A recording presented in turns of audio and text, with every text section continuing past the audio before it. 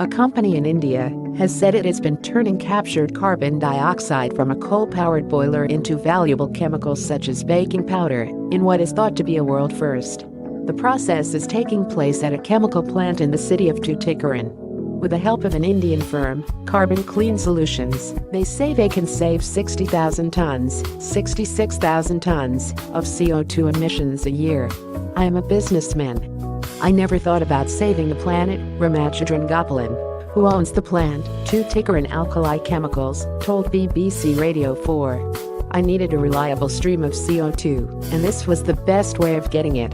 Carbon Clean is run by two young Indian chemists, with their technique using salt to bond with CO2 molecules in the boiler chimney from flue gases. This process of carbon capture differs from others in that it uses a new chemical to strip CO2, which is apparently more efficient than current chemicals. More than 90% of the CO2 is said to be captured.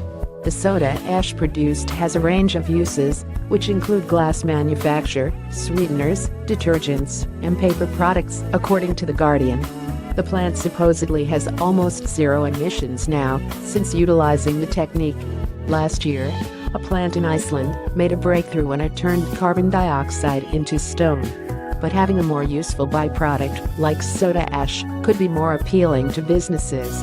On their website, Carbon Clean estimates that carbon capture could reduce about 20% of the total global greenhouse emissions, contributing to climate change within the next 4 decades. Major carbon dioxide emitters like power plants and manufacturing facilities in future may be asked to install carbon capture technologies or pay carbon tax, they note.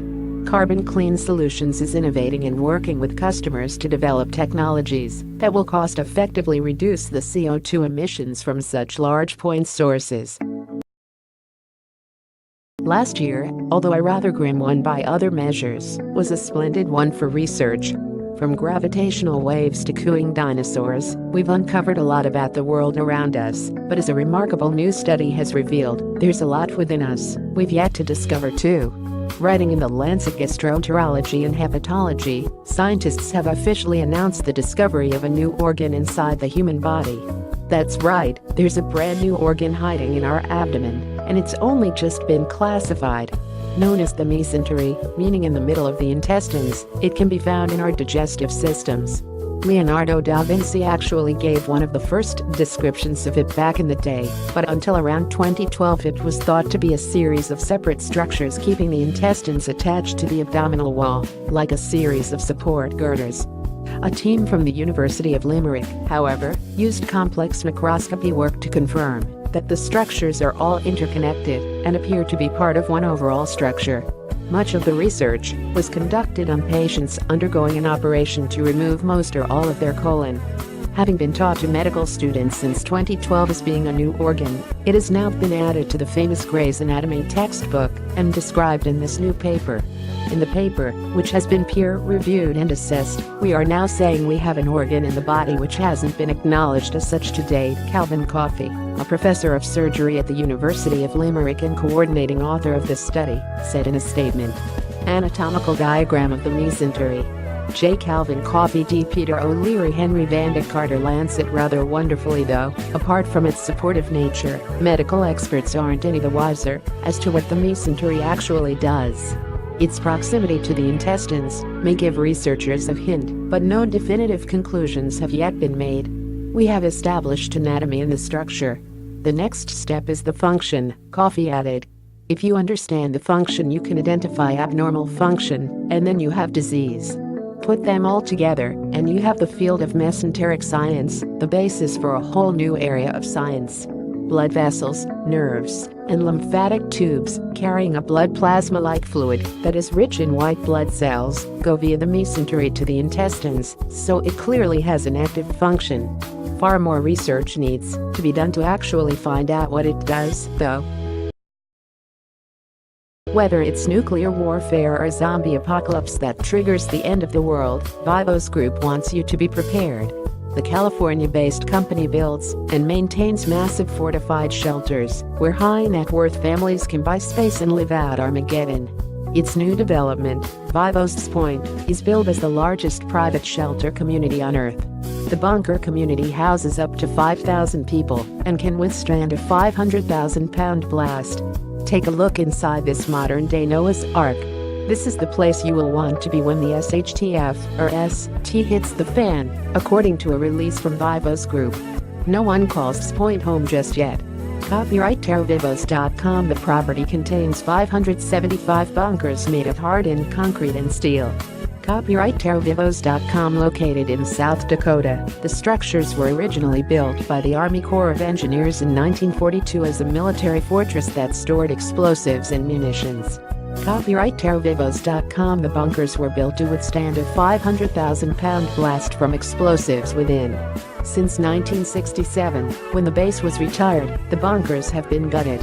Vivos acquired the property in 2016 and repurposed it as the ultimate shelter community. Copyright terravivos.com. Shelters range in size from about 26 feet in width and 60 feet or 80 feet in length. There's room for over a year's worth of supplies, according to Vivos. Copyright terravivos.com. Next page, full article. Heads up everyone, the new year is off to a bang with the Quadrantid meteor shower set to peak over the next few days. This celestial display comes every early January and is noted for being particularly short but sweet. The Quadrantid meteor shower is expected to reach its peak activity on January 3rd and 4 in the hours between midnight and dawn. If conditions are favorable, you could see between 60 and 120 meteors every hour. Unfortunately for those of you south of the equator, it will only be viewable from the northern hemisphere. Those in North America will get the best view, especially along the west coast, according to space.com. The meteors radiate from the north, but you will be to see them in all parts of the sky. The dazzling streaks of light that you will see are specks of debris from the asteroid 2003 EH1. Many astronomers believe 2003 EH1 is actually the nucleus fragment from a comet breakup that was observed in Asia during the 1490s. As pieces of the asteroid hit Earth's upper atmosphere, they burn up and exude a beautiful bluish tail of light. Like most meteor showers, they are named after the constellation they appear to radiate from, in this case, the location of the former Quadrantid constellation. This constellation, however, no longer exists under the International Astronomical Union's criteria. In the 1920s, they rewrote the official definitions into 88 constellations and abolished 30 of them, one of which was the Quadrantid. If you're in the southern hemisphere, or it's particularly cloudy in your area, SLU is hosting a special live stream of the event with the help of a host of astronomers, science journalists, and experts.